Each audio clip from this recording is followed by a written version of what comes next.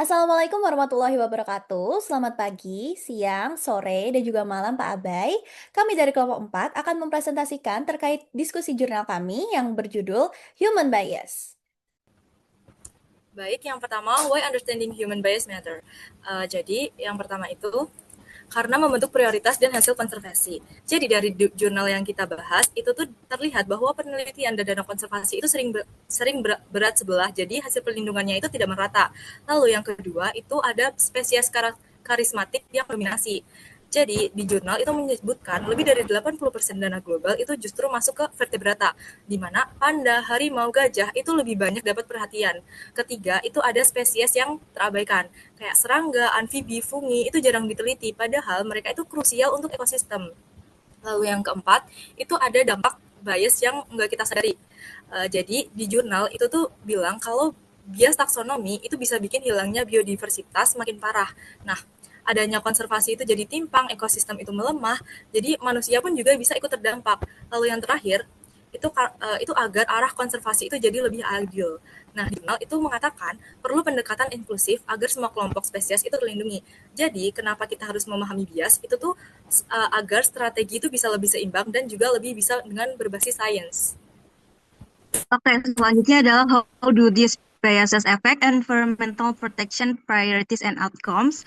Jadi, manusia memiliki bias terhadap keindahan atau beauty bias yang membuat kita cenderung memprioritaskan spesies yang menarik secara visual. Sebagai contoh, pada penelitian Prokop et al. 2025 menunjukkan bahwa orang lebih bersedia melindungi polinator berwarna mencolok seperti kolibri dan kupu-kupu dibandingkan tumbuhan yang ditampilkan sendiri. Padahal tumbuhan adalah dasar dari seluruh ekosistem. Bias ini menyebabkan prioritas konservasi lebih mengarah pada hewan-hewan yang memiliki karismatik. Sementara tumbuhan yang sangat penting justru kurang mendapatkan perlindungan. Akibatnya, alokasi sumber daya konservasi seringkali dipengaruhi oleh estetika, bukan oleh kebutuhan ekologis yang sesungguhnya, sehingga hasil lingkungan menjadi tidak seimbang. Selanjutnya, What are the example of bias? Yang pertama itu ada anthropocentrism bias, yang dimana kecenderungan melindungi spesies yang secara langsung bermanfaat bagi manusia, seperti hewan ternak atau tanaman pangan. Lalu yang kedua ada availability bias, yang dimana kecenderungan memprioritaskan peristiwa dramatis seperti bencana ekologis mendadak dibandingkan penurunan populasi spesies yang terjadi secara perlahan namun terus-menerus. Berikut ada gambar dari example of availability bias. Boleh dilanjutkan dengan example. Oke, jadi yang ketiga ada scope neglect, yaitu meremehkan kerugian dalam skala besar. Yang artinya di sini kerusakan yang melibatkan jutaan individu atau ekosistem yang seringkali dianggap lebih kecil pengaruhnya dibandingkan kehilangan satu kasus yang lebih emosional. Nah, yang keempat ada speciesism bias, yaitu lebih memihak pada spesies yang karismatik seperti panda atau harimau. Sementara spesies yang kurang menarik seperti lebah atau serangga itu yang padahal dia itu sangat dibutuhkan bagi ekosistem itu malah sering diabaikan. Nah, itu ada contoh dari spesiesism, itu ada panda versus lebah. Selanjutnya, Oke, yang selanjutnya adalah literatur review. Berdasarkan dengan literatur yang telah dibaca itu didapatkan bahwa fenomena karismatik megafauna biasa, yaitu kecenderungan konservasi yang lebih memprioritaskan spesies besar dan juga karismatik, sehingga muncul bentuk keberpihakan hanya pada jenis spesies tertentu saja. Nah, untuk tujuan penelitian ini tuh adalah untuk menguji peran megafauna dalam menjadi surrogate untuk melindungi keberagaman taksonomi, keberagaman filogenik, dan juga keberagaman fungsional. Untuk metodenya itu melibatkan habitat modeling. 184 spesies, kemudian menggunakan perangkat generation dan analisis tumpang tindih atau overlap analisis. Selanjutnya adalah findings. Untuk hasil yang ditemukan itu adalah harimau memiliki kinerja terkuat dengan 52% overlap habitat dengan spesies yang lainnya. Sebaliknya, spesies badak dan orang utan itu memiliki jangkauan habitat yang terbatas sehingga kurang efektif.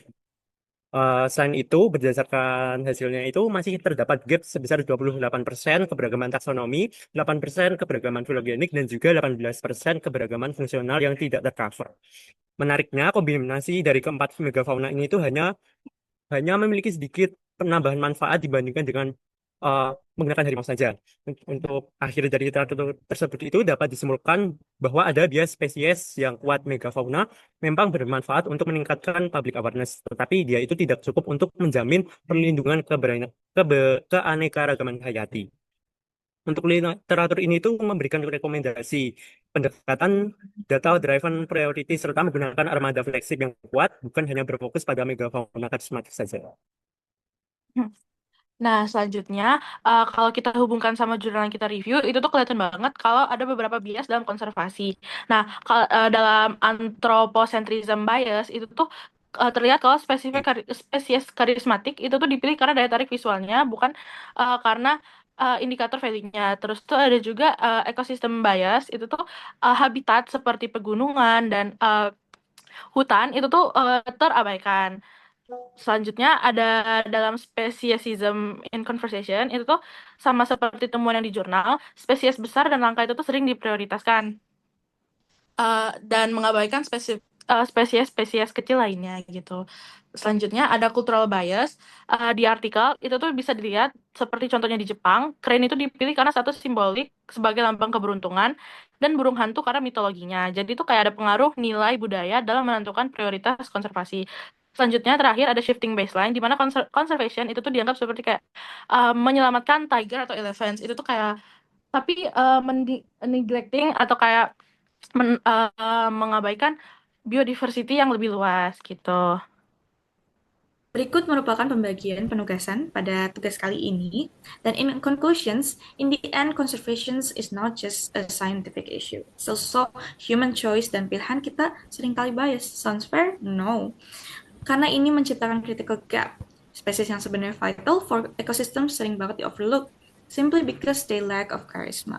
So maybe the real act of conservation is not just about saving what we love to see, but what important to our earth. Dan we arrive at the end. Sekian presentasi dari kami. Mohon maaf bila ada kesalahan. Terima kasih banyak. Wassalamualaikum warahmatullahi wabarakatuh.